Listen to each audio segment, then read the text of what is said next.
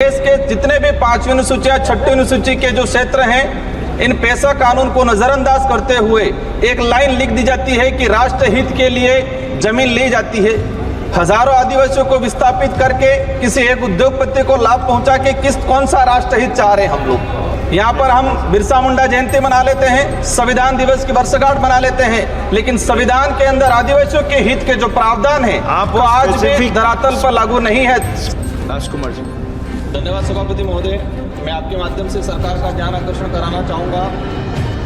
आज हम आज़ादी का संविधान दिवस लागू होने का 75वां वर्षगांठ मना रहे हैं, लेकिन संविधान के अंदर आदिवासियों के संरक्षण एवं उनके हितों के लिए 5वीं अनुसूची का प्रावधान किया गया है, लेकिन इस 5वीं अनुसूची के प्रावधानों को आज तक धरातल पे लागू नहीं किया गया है। कोई भी सरकार रही हो, ये अनुसूची के प्रावधानों को लागू नहीं करना ये दर्शाता है कि सरकारों की मानसिकता आदिवासियों के लिए कैसी है।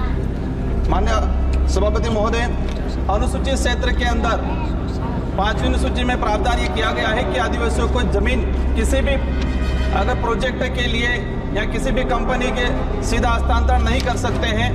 इसके लिए पेशा कानून लाया गया 1956 के अंदर। पेशा कानून में ये प्रावधान किया गया है कि कोई भी प्रोजेक्ट लगाने से पहले उस संबंधित ग्राम सभा से सहमति लेना चाहिए। लेकिन देश के जितने भी 5वीं अनुसूची या 6वीं अनुसूची के जो क्षेत्र हैं, इन पेशा कानून को नजरअंदाज करते हुए एक लाइन लिख दी जाती है कि राष्ट्र हित के लिए जमीन ली जाती है।